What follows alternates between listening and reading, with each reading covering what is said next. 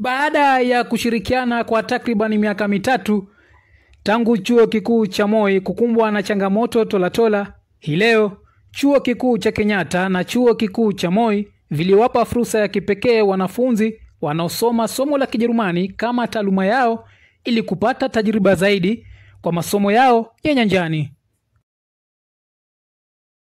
Shule anuwai za upili zilipokea mwaliko huo, ikiwemo shule ya kitaifa ya Maseno, shule ya upili ya Kabianga, shule ya wasichana ya Mukumu na shule ya wavulana ya Musingu.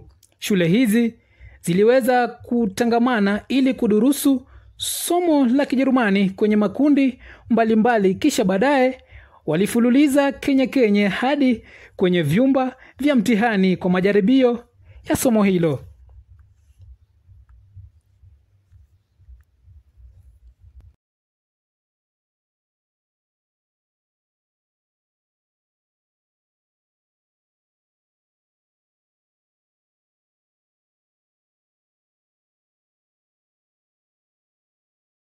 Mijairi ya hayo walifanya mijadala mbalimbali kwa lugha hiyo ili kupalilia kwa kina lugha hiyo ya Kijerumani.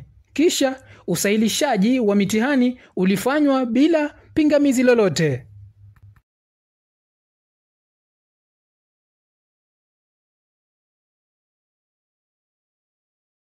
Ulifika wakati wa kujivinjari, wanafunzi waliburudishwa kwa miondoko mbalimbali.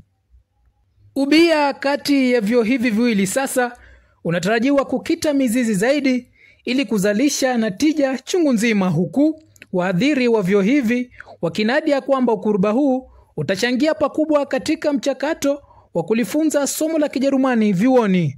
George Mwandoro, runinga ya Kambi, kaunti ya Kakamega, shule ya upili ya Musingu.